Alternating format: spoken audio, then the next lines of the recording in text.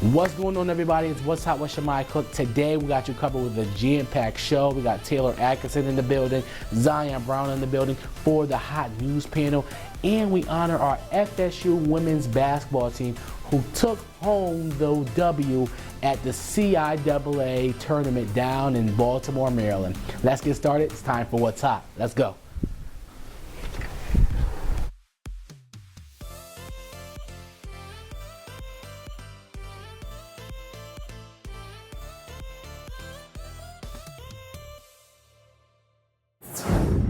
Hello, everyone, and welcome to What's Hot. Let's get started. It's time for hot news.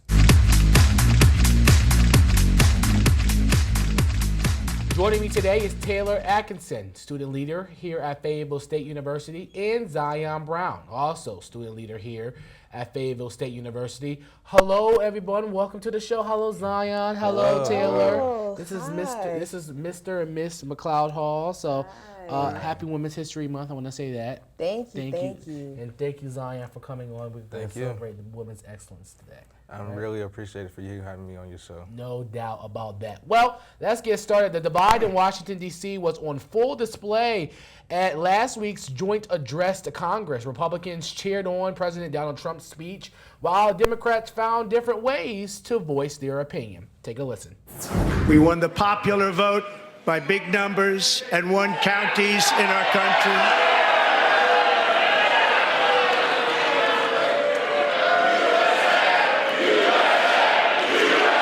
The chair now directs the Sergeant-at-Arms to restore order.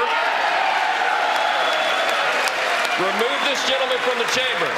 We inherited from the last administration an economic catastrophe and an inflation nightmare. Joe Biden especially let the price of eggs get out of control. As the tariffs will go on agricultural product coming into America, and our farmers starting on April 2nd, it may be a little bit of an adjustment period. There'll be a little disturbance, but we're okay with that. It won't be much, and we quickly achieve the lowest numbers of illegal border crossers ever recorded. It turned out that all we really needed was a new president. What was your take on Trump's address, Taylor? My take, I think that we are very looking at our politics definitely wrong, and we're focused on who's president and not on the issues that need to be solved in our system. There's a lot of things that I believe need to be changed, especially for our HBCUs and universities all around. Yeah. And we are focused on who's president, why we don't like them. Like, an uproar like that going down on Capitol Hill, I believe, is unprofessional, in my opinion, because we should be focusing on fixing inflation, especially on eggs. I'm not paying $5 for eggs, personally. I'm not paying $5 for no eggs. We should be focused on inflation, worried about our education department, who's losing jobs, how to change our hospitals, healthcare, and we're just focused on our hatred and divide. Zion? Yeah, for how she was saying, I feel there's a whole bunch of hypocrisy for how we can literally say, when it came down to President Biden speaking, it was a whole bunch of uproar, but when it came down to Trump speaking, he literally kicked somebody else out. Then on top of that, we can compare it and contrast when Obama was in office, because when Obama was in office, both parties were literally cheering him on, and they was all coming together. But since it was a whole bunch of division between President Trump, Kamala Harris, and Joe Biden, it's just been a whole bunch of division towards the Democrats and the Republicans together. Now, what do you think moving forward? How should Congress, who has the access, as they say, to the wallet of America, what should they do moving forward? Shoot, the wallet of America. Yeah. Hey, my eggs should not be more than my gas. You feel me? True. That's Hello. good.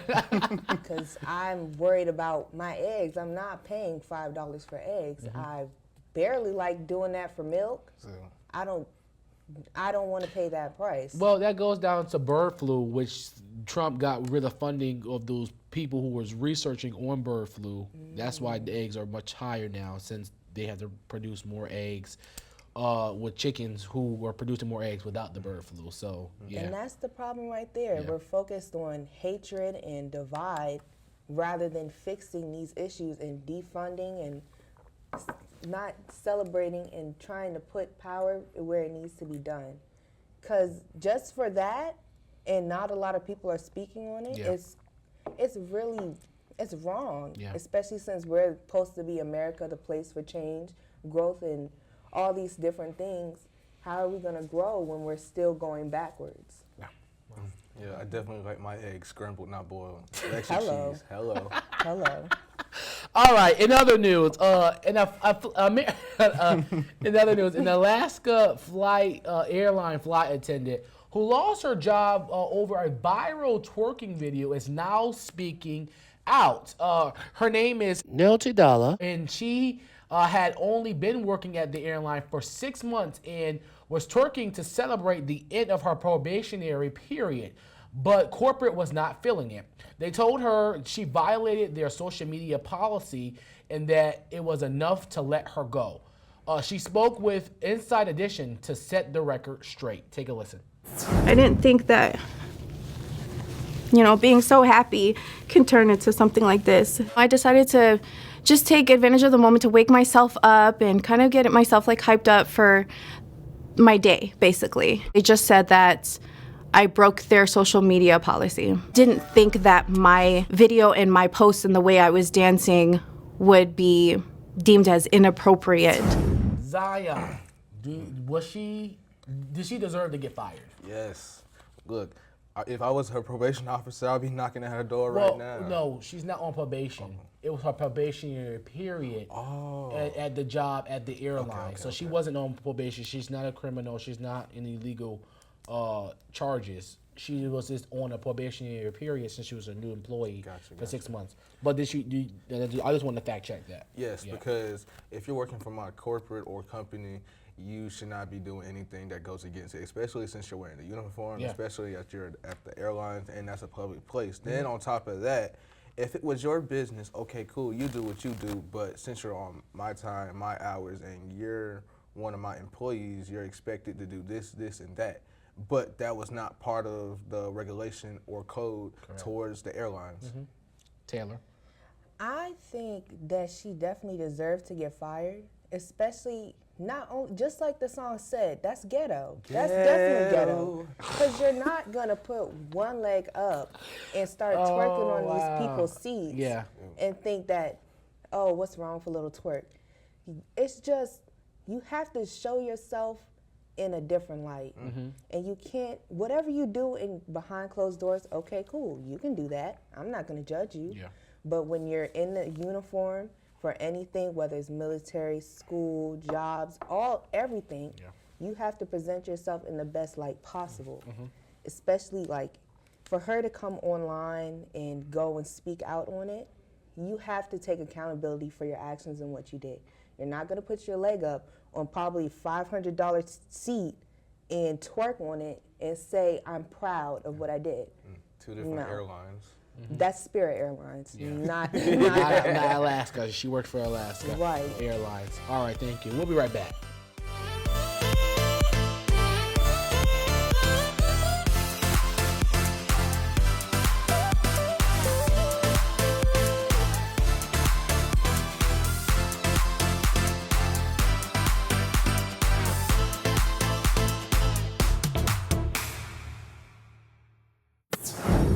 Welcome back, everyone. Sherri Shepherd recently shared her thoughts after the Vanity Fair annual Oscar party. She called out the concept of nudity making a fashion moment on the red carpet and used Julia Fox, Zoe Kravitz, and Megan Thee Stallion as examples. Take a listen to Sherri's thoughts. And so this is where I have to put my Auntie Sherri wig on. And I say this with all of the love that I have. Ladies, this is not it. And I say this because there are young women, young girls who are looking up to all of you. All of you. And you're gonna have these young girls, these young ladies emulating you. And you remember when your grandmother would tell you, let them use their imaginations. Be a little mysterious. But you know, when they look at these girls, they don't have any secrets. Nobody gets to use imagination or their mind. All right, I want to get Taylor's take since she's the female at the table. I want to get your take first. Do you agree with Sherry? I do and I don't. Okay. So when it comes to give someone a certain type of imagination, that's just a phrase that's so old to me. Because, I mean, as women, we have the right to wear whatever we want. Like, you can personally, you don't have to wear it. It's not your body. But we don't know the struggle that women went through to look the way they do. If I look like Megan Thee Stallion, you can't tell me nothing. Personally, you can't tell me nothing. But it's at the same time, I do agree that there's some outfits that I wouldn't wear based on the occasion. I wouldn't do it. But also, for women to look up to different women, it starts in the household. Because there's, at the same time, when it comes to females looking up to women like Megan Thee Stallion, Beyonce, their own mothers or grandmothers, it starts in the household and what they're listening to. Because in this day and age, there's no reason elementary kids are singing Sexy Red better than I can sing Sexy Red. So That's a good point. So it definitely starts in the household and what we're letting our kids wear and what they're seeing and who they think their role model is. Respect starts at home. It does. Zion. I'm gonna just drink my water and mind my business with that one. Okay. But to be honest, I can say a woman's body is supposed to be sacred, especially it says it in the Bible as well. Yeah. You're not supposed to be revealing your temple, and you're literally like exposing yourself, especially on TV. I wouldn't let my own daughter do that. If she decides to do that when she gets older, hey, that's her. Yeah. But I wouldn't want her to like look at that as no. Listen, I agree with you. I just don't. We live in an era we can't tell women what to do with their bodies. If they want to do what they want to do, that's their business. But I agree with Sherry from that perspective as a person of a woman of a particular age. Don't show everybody your business, basically. Definitely. All right, let's get into the hot question of the day. All right, the hot question of the day today is: do you do research on someone before you date them? Zion, let's start with you. Ooh. Yikes. Zion has Yes. been in a few relationships, so I want to see. Whoa. Got you for your chip. But no, explain. Do you do research on someone before you date them? That was spicy. Yes, I do my research on somebody because I know some people in Fayetteville, or it depends on the area I'm in. I'm gonna have some connections. I'm gonna ask around, have they done this, that, or have they been with this type of person? Because I want to know like their characteristics. I want to know like what makes them them. Then on top of that, I don't want them hiding nothing from you because I'm not gonna hide nothing from you because I know I have a lot of dirt. You do. Yes. Yes, Steve. Okay, but that's it. But at the same time, it's like I want to be surprised as well because I'm accepting you into my life. So whatever comes with you, I gotta accept that. Taylor. Oh, 100%. 100%. I've done my research. FBI agent. 100%. Hello. Look through Facebook, Instagram, Snapchat, all of it. You never know what someone got going on. You never know. Yeah. Because, some people just, you don't know what's in their closet. Whole time. Well, they might be in the closet. What's You T? know- How you doing? Okay. You never know who got in But there. in the end, I feel like I agree with you guys, but I feel like in this day and time, like you said, people could be the killer. So I do background checks on people because you don't know if someone's the killer, someone's a red You don't dot. know who can really ruin Your your, fut- your yeah. career, your future, because some people got some secrets, especially Animosities. on social media. We're in a time of social media. Yes. Everyone's gonna tell your secrets. Yeah. You never know who's gonna be the next person to spoil some. Don't know who's Grammy and who Pappy. You never know. Her brother, his sister, uncle. Right. More of the story. What's the more of the story?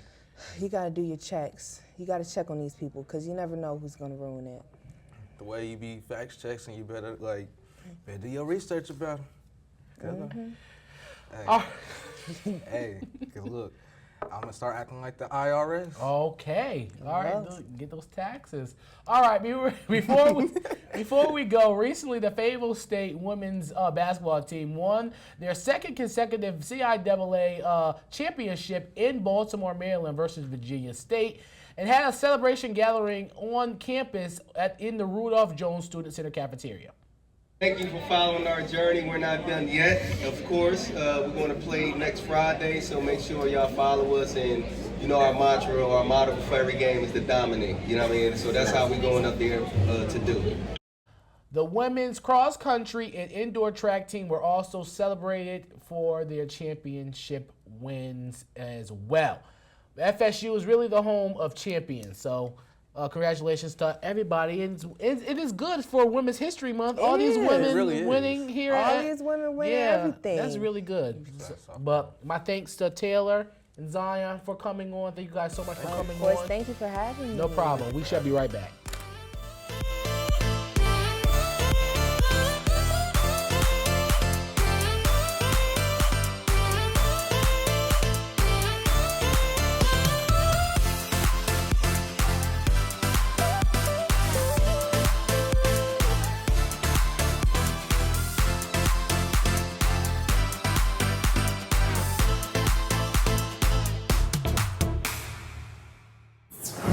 Welcome back, everyone. I recently attended the CIAA tournament in Baltimore, Maryland to quiz attendees on some trivia about the conference. Take a look.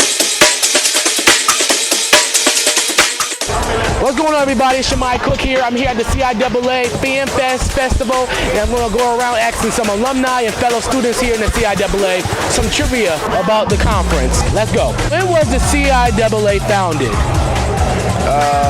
What year? Yeah, what year? I'm gonna say 1967.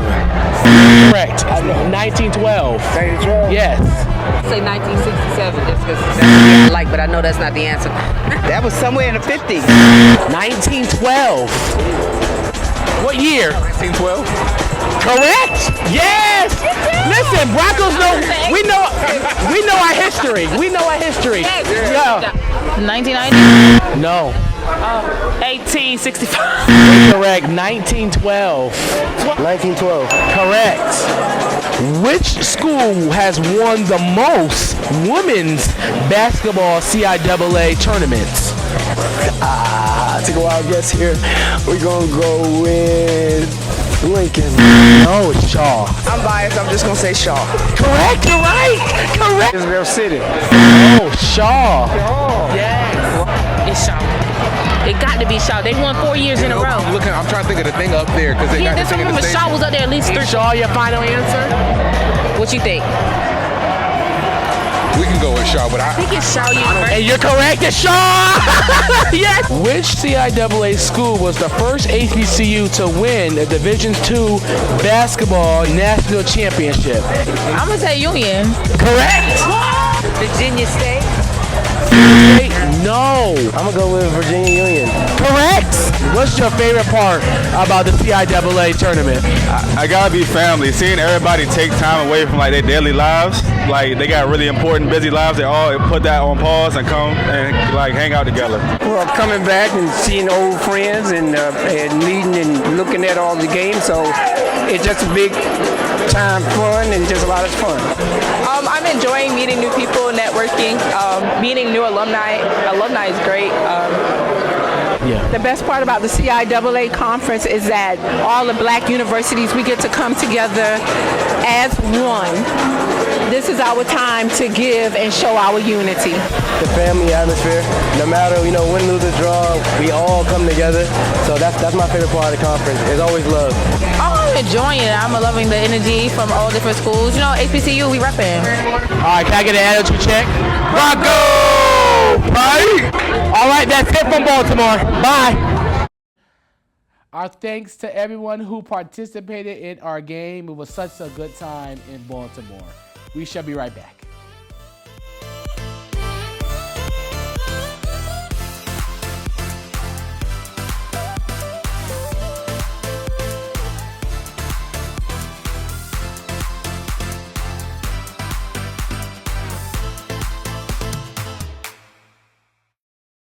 Welcome back, everyone. In honor of Women's History Month, today's Hot Spotlight is going to Kamala Harris. Kamala was the 49th Vice President of the United States and served in the White House from 2021 to 2025. She stands as the first female Vice President in American history, the highest-ranking female official in U.S. history, and the first Black and Asian American to hold the position. Thank you so much for your contribution to American history, Kamala Harris. We shall be right back.